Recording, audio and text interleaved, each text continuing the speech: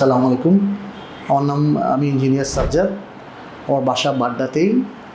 আমি গত বেশ কিছুদিন ধরে প্রচণ্ড কোমর ব্যথায় ভুগছিলাম। এমন অবস্থা ছিল যে আমি হাঁটাচলাই করতে পারছিলাম না, কমপ্লিটলি বেড রিডেন হয়ে পড়েছিলাম।